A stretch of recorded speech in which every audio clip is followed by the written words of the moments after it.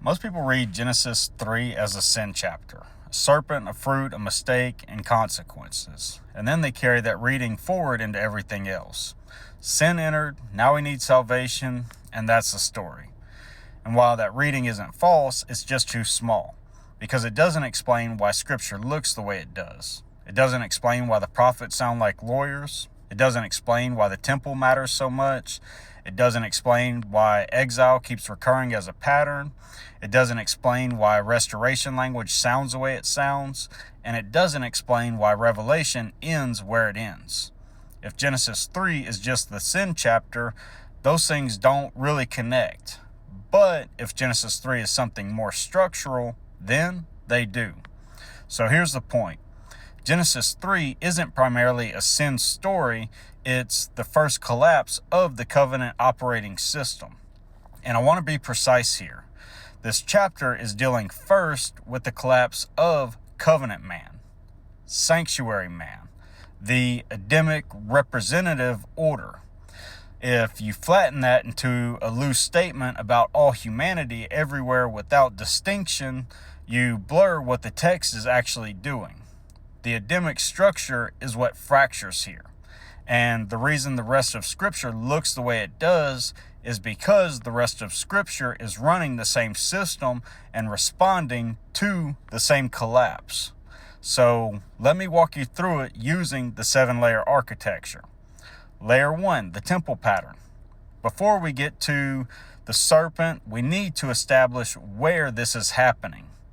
Most people read Eden as a garden, just a natural space with trees, rivers, animals, and beauty. That's not enough, because Genesis 2 tells you something critical about the Adam's function. He's placed in the garden to work it and to keep it. And those two words matter, because later in Torah, those same words show up together again in priestly context. They describe Levitical service and guarding around the tabernacle. And that's not random. That's the text signaling something. The Adam's role in Eden is priestly. And if the Adam is functioning as a priest, then Eden is functioning as sanctuary space. That changes the whole chapter. Now, the breach isn't just a person breaking a rule in a beautiful outdoor setting. It's covenant man violating the sanctuary he was appointed to guard. And the response confirms that reading. After the judgment, Yahuwah places cherubim and a flaming sword at the eastern entrance to guard the way to the tree of life. And that matters enormously because cherubim aren't decorative. They mark the boundary of sacred presence. They appear in sanctuary context. They appear on the ark, they appear in throne visions, and they appear where the innermost holy boundary is being marked.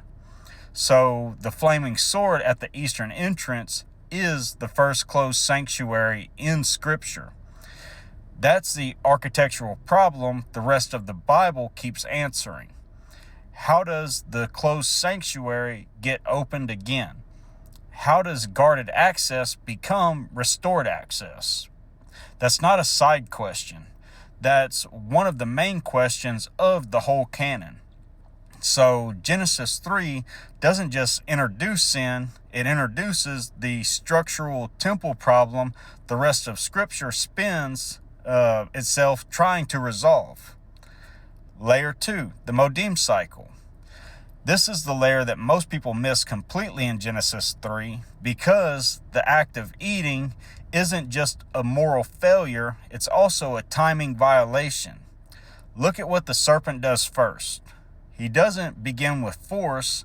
He doesn't attack the Adam physically. He doesn't challenge Yahuwah in the abstract. He starts with a question. Did Yahuwah really say, "You shall not eat of the tree in the garden"? And that matters because he's not challenging a random rule. He's challenging the appointed terms. What was available? What was withheld, what was permitted, what wasn't, and what could be accessed and when. He's attacking governed access, governed order, and appointed terms. That's already Modim logic in seed form. Then Chava, Eve, responds, and the drift begins before the eating even happens. She adds to the command, she softens the consequence, and the order is already being reframed. And once they eat, covenant man moves outside the governed order into self-governed order. The Adamic structure is what fractures here. That's the real break. And then look at what judgment produces. The ground is cursed, labor becomes painful, creation no longer cooperates the same, the easy synchronization with Yahuwah's order is broken. So the exile isn't only spatial, it's not just that they're expelled from a place, it's also temporal. From this point, the Adamic order is out of sync.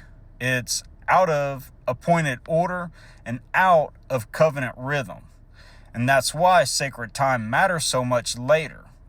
Because the Sabbath matters, Modim matters, the calendar matters, because those aren't random religious days. They're part of the covenant mechanism for reestablishing synchronized life with Yahuwah after Genesis 3 shattered it. Layer 3, the Sinai covenant lawsuit. Now let's hit the legal layer. And this is where people come close to seeing the truth, but usually stop too early. After the breach, Yahuwah responds. But notice how he responds. He doesn't begin with immediate sentencing. He asks questions. Where are you? Who told you that you were naked? Have you eaten from the tree I commanded you not to eat from? Those aren't information requests. Yahuwah isn't confused. He doesn't need an update. These are legal questions. He's establishing the record. Location, knowledge, action. He's building the case before he pronounces sentence. That's lawsuit procedure. Then each party speaks. Adam deflects. The woman you gave me from the tree. Chava, Eve, deflects. The serpent deceived me. The serpent gets no defense. And then the sentence is pronounced in order. Serpent, woman, man. That's not a loose narrative flow. That's structured legal order.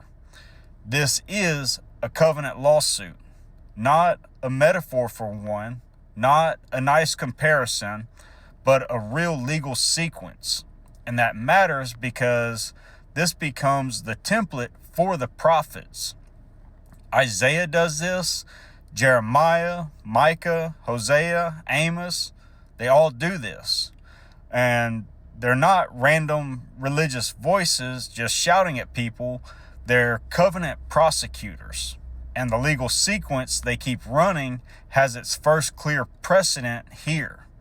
Accusation, evidence, defense attempt, verdict, then sentence. And once you see that, the prophets stop looking scattered. They're not mainly predicting, they're prosecuting. And Genesis 3 is where the legal engine first fires. Layer 4, the Eden Ark. Now, the story direction layer.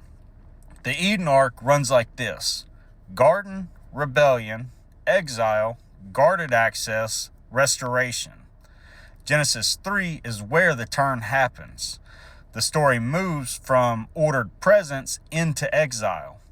But the part most people miss is this. The restoration signal appears inside the exile chapter itself. Before the expulsion is complete, Yahuwah makes garments of skin for Adam and Eve, or Chava, and clothes for them. So let's stop there, because this is huge. Because garments of skin require a death. Something was killed. Blood was shed, and a covering was provided. That's the first sacrifice pattern in Scripture.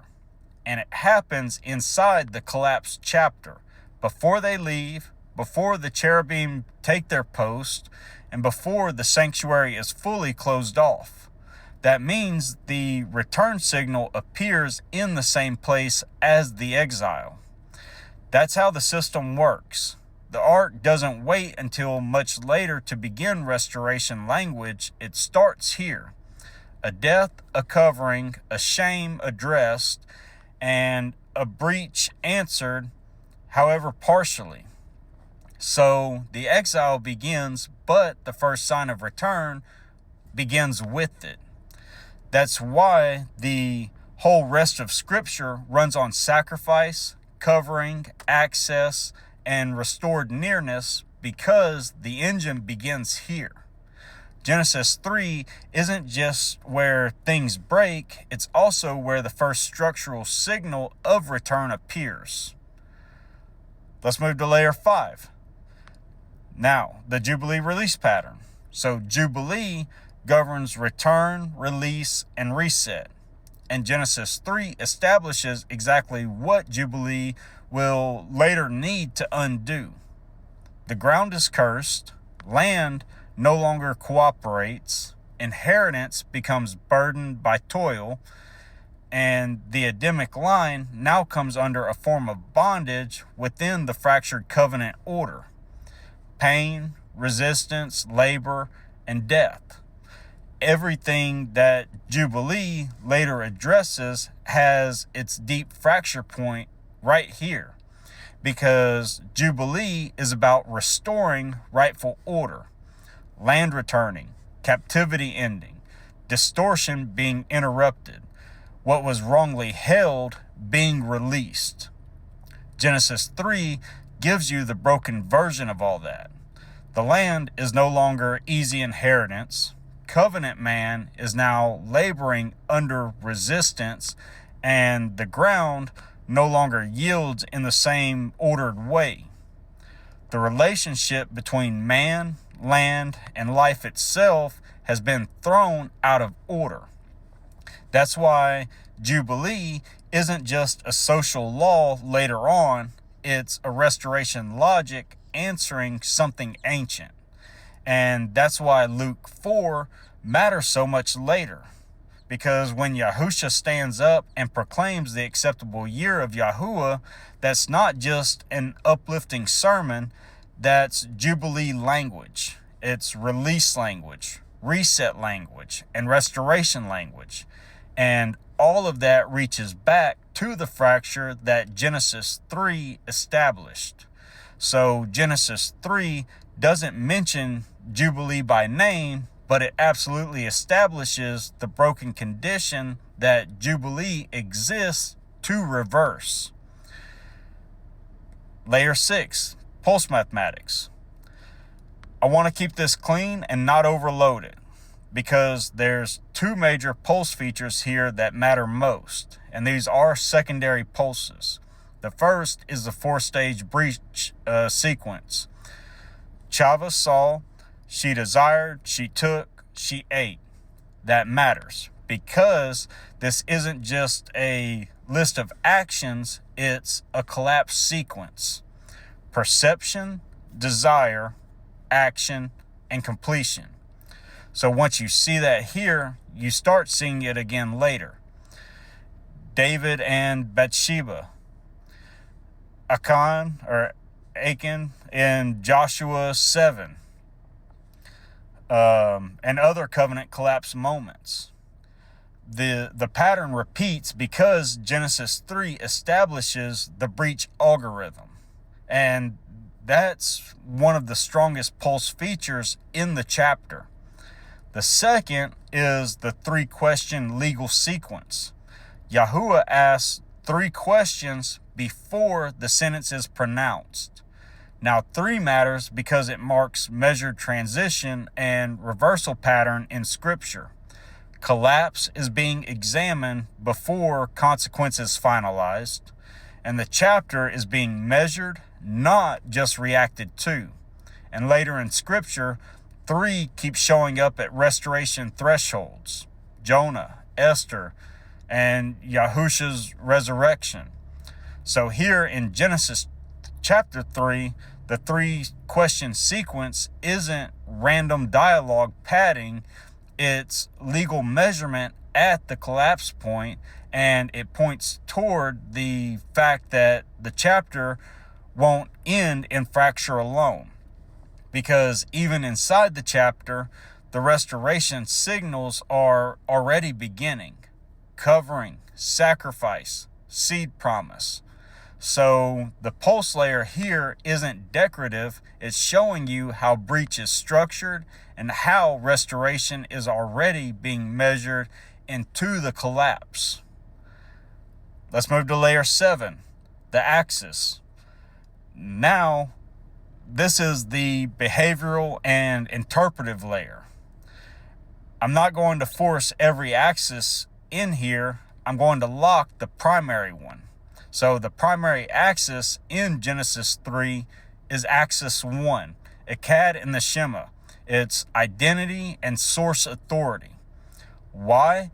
Because the serpent's whole strategy is an identity attack. He doesn't begin with action, he begins with source trust. Did Yahuwah really say?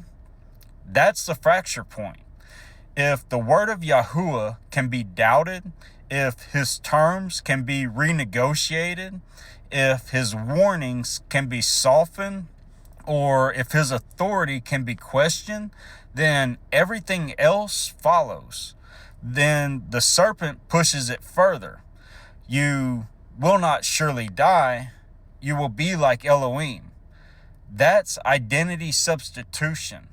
Not just breaking a rule, but replacing the source. It's replacing the terms.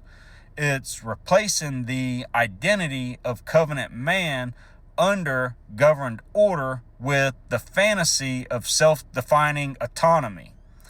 That's why axis 1 has to be primary here, because once identity fractures, every other axis is destabilized after it.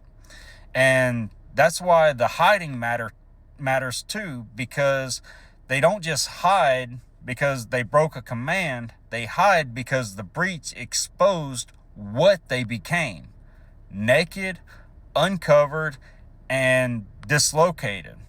The priestly covering is gone. The identity covering is gone. And the false covering they make for themselves isn't enough. And then Yahuwah provides the covering that they cannot provide. That's the beginning of the restoration answer.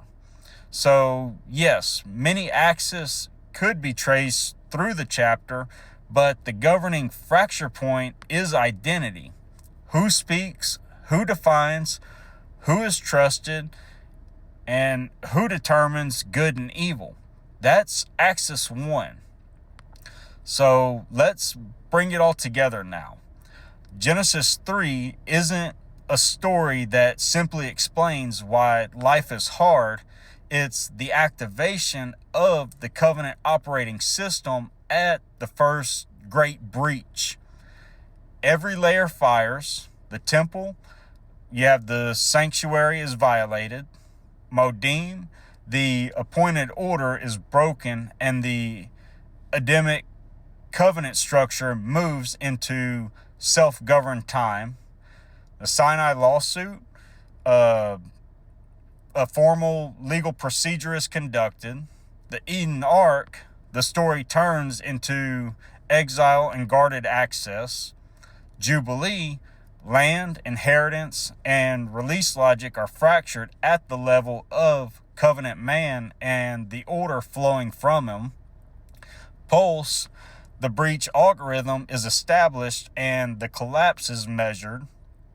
And the axis, the identity foundation, is attack first, But here's what makes Genesis 3 so important.